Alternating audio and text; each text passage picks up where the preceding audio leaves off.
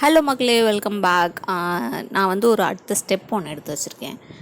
ஒரு பெரிய ஒரு இதுக்கப்புறமா ஓகே ஆரம்பிக்கலாம் அப்படின்னு சொல்லிட்டு ஒரு பெரிய தைரியத்தோடு இறங்கியிருக்கேன். என்னென்னாக்கா ஃபுட் டெலிவரி பண்ணுறது. வீட்டில் வந்து வீட்டு முறைப்படி ஒரு சில சாப்பாடு எனக்கு நான் எந்த சாப்பாடில் நான் வந்து நல்லா செய்வேனோ அந்த சாப்பாடெலாம் வந்து செஞ்சு டெலிவரி பண்ணுற ஒரு இது வந்து ஸ்டார்ட் பண்ணியிருக்கேன். ஏன்னா அதில் வந்து எனக்கு ஃபஸ்ட்டு ஆர்டர் வந்தது வந்து ராகி அடை. அதுதான் எனக்கு ஃபஸ்ட்டு வந்துச்சு. ஸ்டார்ட் பண்ண ஒரு 2 டேஸாக வந்து எந்த ஆர்டருமே இல்லை. காலையில் ஏந்திச்சி கிச்சன் ஆன் பண்ணிவிட்டு சும்மாவே உட்காண்ட்ருக்கிறதா இருந்துச்சு. அதுக்கப்புறம் 2 டேஸ் பேக் தான் ஈவினிங் ஸ்நாக்ஸாக வந்து ஆர்டர் வந்துச்சு. இது மாதிரி அடையும் தேங்காய் சட்னி, நல்லா காரமான தேங்காய் சட்னி வந்து கேட்டிருந்தாங்க. அதுக்கு தான் நாங்கள் ரெடி பண்ணிகிட்ருக்கேன். ஒரு ஈவினிங் வரல, காலையிலே பிரேக்ஃபாஸ்ட் மாதிரி வந்துச்சு. கல்யாணத்துக்கு அப்புறம் ஆஃப்டர் ப்ரெக்னன்சி, ஆஃப்டர் குழந்த அப்படின்னு சொல்லிட்டு நிறையா ஸ்டேஜஸ் தாண்டி நம்ம வீட்டில் சும்மா இருக்கிறப்போ ஒரு சில ரெஸ்பான்சிபிலிட்டிஸை நம்ம எடுக்கணும், நம்மளும் அதை வந்து நம்ம டேக் கேர் பண்ணணும் அப்படின்னு சொல்லிட்டு நிறையா இதில் வந்து நான் ட்ரை பண்ணேன். ஆன்லைனில் நிறையா பிஸ்னஸ் பண்ணுற அந்த மாதிரி ஹோம் பேக்கர்ஸ், அதாவது ஹவுஸ் ஒய்ஃப்லாம் வந்து எந்த மாதிரி இதெல்லாம் பண்ணுவாங்கன்னு சொல்லிட்டு நிறைய விதத்தில் யோசித்து ஒரு சில வார்த்தைகள்லாம் வாங்கினதுக்கப்புறம் நிறைய நம்ம கூட இருக்கிறவங்களே ஒரு சில கோபத்தில் இதெல்லாம் ஒரு சில வார்த்தைகள் விடுறதால் தான் வந்து ஒரு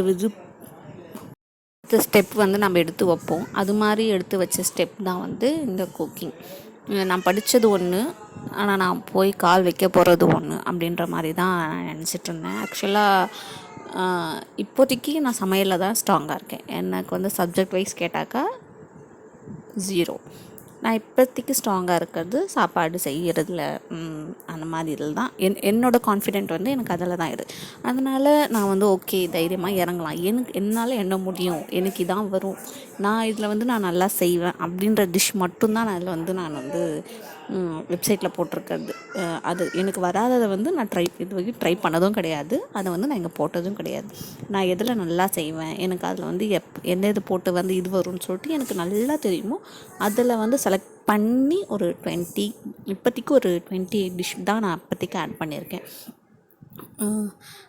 எப்படி போகும்னு தெரியல. ஆக்சுவலாக 2 டேஸ்க்கு அப்புறம் இப்போ தான் வந்து எனக்கு ஆர்டர் வந்திருக்கு. அடுத்தடுத்து ஆர்டர்ஸ் வரும்னு நம்பி இறங்கியிருக்கோம். God's grace. ஏன்னா நிறைய நான் வந்து பண்ணியிருக்கேன். ஆன்லைனில் வந்து போட்டிக் ஸ்டார்ட் பண்ணுறது. ஆன்லைன் போட்டிக்கில் நான் வந்து பண்ணது எப்படின்னாக்கா ரீசேலர் தான். ஆக்சுவலாக நான் ஒருத்தவங்கிட்ட வாங்குறதே வந்து நான் ஹோல்சேலில் வாங்க மாட்டேன். அப்போலாம் எனக்கு வந்து அது தெரியாது ஹோல்சேலில் இது பண்ணுறது. ஸோ ரீசேலில் அவங்க எனக்கு ரீசேலில் கொடுக்குறப்போ அவங்களே எனக்கு ஒரு 1500 தான் கொடுப்பாங்க. அதை நான் வந்து எந்த அளவுக்கு நான் விற்றேனாக்கா ஆன்லைனில் எந்த அளவுக்கு அதை வாங்குவாங்க அப்படின்ற ஒரு கொஷினோட தான் நான் ஸ்டார்ட் பண்ணேன். அது எனக்கு போகல. அப்புறம் அதையும் ட்ராப் அவுட் பண்ணிட்டேன். அப்புறம் நிறைய நம்ம வந்து பார்ப்பேன், இது ஸ்டார்ட் பண்ணலாம் அது ஸ்டார்ட் பண்ணலான்ட்டு. ஆனால் என் ஹஸ்பண்ட் கிட்டே பேசினா எடுத்தோடனே அவர் கேட்குற ஃபஸ்ட் கொஷின், 1 மாதத்துக்கு எவ்வளோ ப்ராஃபிட் கொடுப்பேன்? அதுக்கு எனக்கு பதில் இருக்காது. ஏன்னா நம்ம இப்போ தான் வந்து அதில் கால் வைக்க போகிறோம். அது நம்ம அப்படியே எடுத்த உடனே நம்மளால் அவ்வளோலாம் ப்ராஃபிட் வர முடியாது. ஃபஸ்ட்டு அது நம்ம வந்து எல்லாருக்கும் தெரியப்படுத்தணும், அப்புறம் நாம்ளே 2 ப்ராடக்டை வாங்கணும், அப்புறம் நாம்ளே அதை வந்து ப்ரமோட் பண்ணணும்னு சொல்லிட்டு ஒரு சில இதெல்லாம் இருக்குது. இந்த மாதிரி கேள்விகள் ஓகே நாம் இது பண்ணலாம் சொல்லிட்டு இறங்கியாச்சு.